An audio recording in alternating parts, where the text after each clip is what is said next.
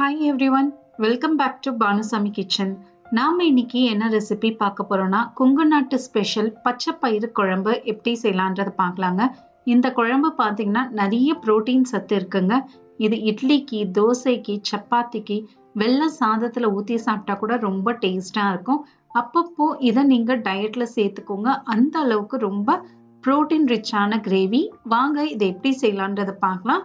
வீடியோக்குள்ள போறதுக்கு முன்னாடி மறக்காம சப்ஸ்கிரைப் பண்ணுங்க அண்ட் பெல் ஐகானை கிளிக் பண்ணுங்க. இதுல ஒரு கப் அளவுக்கு பச்சை பயிரை சேர்த்துட்டு மிதமான சூட்ல இதை நம்ம நல்லா வறுத்து எடுத்துக்கலாங்க. செவக்க வறுத்துக்கணுங்க. நீங்க வறுக்க வாசனையும் நல்லா வரும். ஒரு 1-2 நிமிஷம் இதை நம்ம நல்லா வறுத்து எடுத்துக்கணும். இப்ப பாத்தீங்கன்னா நம்ம நல்லா வறுத்தாச்சுங்க. இதை நம்ம கழுவி எடுத்துட்டு வந்துடலாம்.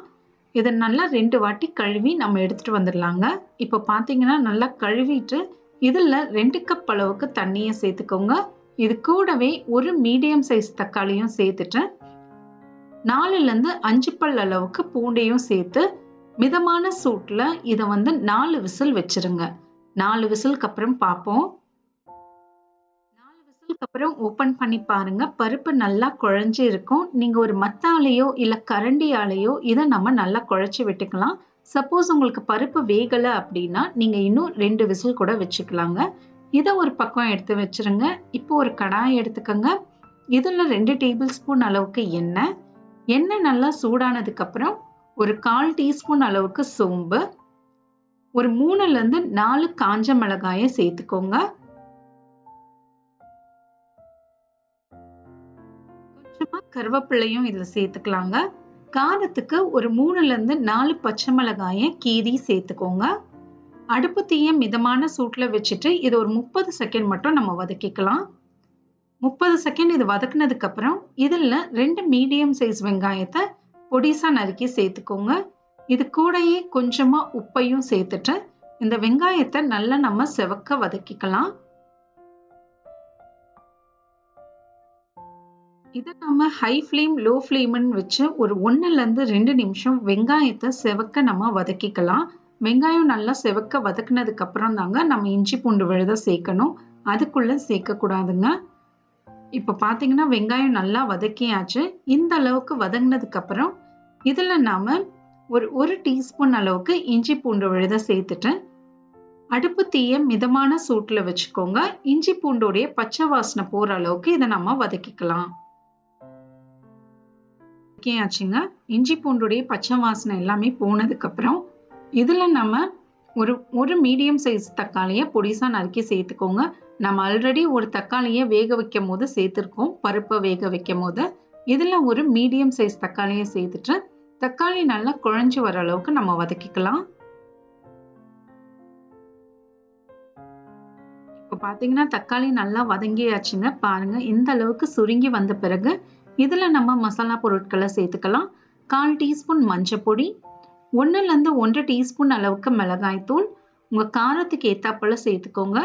1 டேபிள் ஸ்பூன் அளவுக்கு மல்லித்தூள், கொஞ்சமா சீரகத்தூள், ஒரு 1/4 டீஸ்பூன் அளவுக்கு சீரகத்தூளையும் சேர்த்துட்டு அந்த எண்ணெயிலேயே இதை நம்ம நல்லா வதக்கி எடுத்துக்கணுங்க. அடுப்பு தீயை மிதமான சூட்டுல வச்சுக்கோங்க. இல்லைன்னா மசாலா பொருட்கள்லாம் கருகிடும். 1 நிமிஷம் மட்டும் மிதமான சூட்டுல இதை வதக்கிட்டு இதுல கொஞ்சமா கொத்தமல்லியும் நம்ம சேர்த்துக்கலாங்க. அப்பதான் டேஸ்டும் நல்லா இருக்கும் எண்ணெயிலேயே வதங்கும் போது. இதுல கொஞ்சமா தண்ணியை சேர்த்துட்டு ஒரு 1/2 கப் அளவுக்கு தண்ணியை சேர்த்துட்டு மிதமான சூட்டுல இதை நம்ம கொதிக்க வச்சிடலாம். அதோடைய எண்ணெய் பிரிஞ்சு வர அளவுக்கு இதை நம்ம கொதிக்க வச்சிடலாங்க. ஒரு 2 நிமிஷம் இது அப்படியே இருக்கட்டும். 2 நிமிஷத்துக்கு அப்புறம் பார்ப்போம். இப்ப பாத்தீங்கன்னா மேல எண்ணெய் அழகா மிதந்து வந்திருக்கு பாருங்க. அதோடைய பச்சை வாசனை, குழம்புல இருக்கிற பச்சை வாசனை எல்லாமே போயிருக்கும். இந்த சமயத்துல நம்ம வேக வச்சிருந்த பருப்பை இதுல சேர்த்துட்டேன். இதுக்கு தேவையான அளவுக்கு தண்ணியை நான் குக்கரை கழுவியே எடுத்துட்டு வந்திருக்கேங்க. அந்த தண்ணியை இதுல சேர்த்துருங்க. இதுக்கு தேவையான அளவுக்கு உப்பையும் சேர்த்துட்டு நல்லா இதை மிக்ஸ் பண்ணிக்கோங்க. பச்சை பயிர்ல பாத்தீங்கன்னா நிறைய புரோட்டீன் சத்து இருக்குங்க. நம்ம டயட்ல வெயிட் லாஸ் டயட்ல எல்லாம் இருக்கீங்க அப்படின்னா இதை நீங்க வாரத்துக்கு 3 வாட்டி சேர்த்துக்கோங்க. புரோட்டீன் உங்களுக்கு ஜாஸ்தியா கிடைக்கும். குழந்தைங்களுக்கும் இது ரொம்ப நல்லதுங்க. மோஸ்ட்லி இது எப்படி இருக்கும்னா நான்வெஜ் கிரேவி எந்த அளவுக்கு டேஸ்ட்டாக இருக்குமோ அதே அளவுக்கு டேஸ்ட்டாக இருக்கும் இந்த பச்சை பயிறு குழம்பும். இதே அளவுகளோட செஞ்சால் உங்களுக்கும் இதே மாதிரி சூப்பராக வருங்க. பாருங்கள், இது நல்லா கலந்ததுக்கப்புறம் இப்போ நாம் இதை மூடியை போட்டு மிதமான சூட்டில் ஒரு 5 நிமிஷம் அப்படியே வச்சிருங்க. 5 நிமிஷத்துக்கு அப்புறம் நம்ம பார்ப்போம். 5 நிமிஷத்துக்கு அப்புறம் ஓப்பன் பண்ணி பாருங்க, குழம்பு நல்லா திக்காயிடுச்சு.